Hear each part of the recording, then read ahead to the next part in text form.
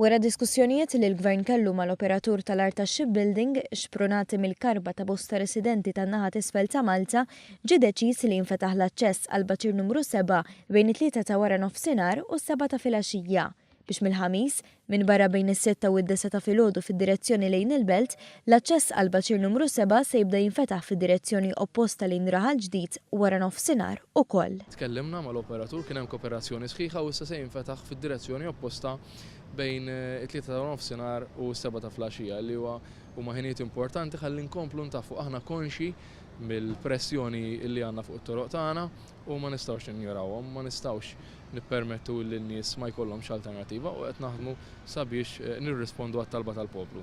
F'konferenza tal-aħbarijiet fil-post li saftit tal-ġematilu kienet fabbrika fil-Marsa, il-Ministru għat-Trasporti Ian Borg spjega li għal kull triq li qed tingħallaq minħabba x-xogħlijiet se tinfetaħ oħra, bilan li traffiku jibqa' għaddej b'mod normali u ma jinħoloq l-ebda inkonvenjent.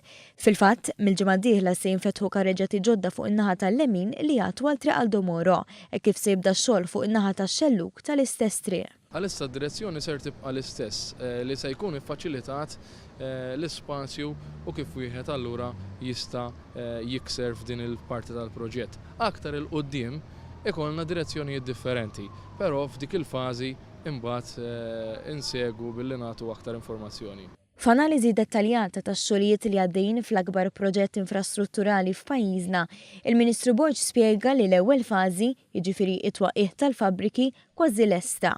It-tieni fażi li tinkludi it-twessieħ ta' triq għal Domoro u l-ħolqien ta' spazji ġodda li rotot alternattivi tinsab fi stadju avvanzat. Dan fil-waqt li t-tielet fażi għadha qed tiġi aġġudikata, kif bħalissa qed jiġu evalwati l-offerti ta' kuntratturi Maltin u barranin għal bini ta' 7 strutturi tal-flyovers.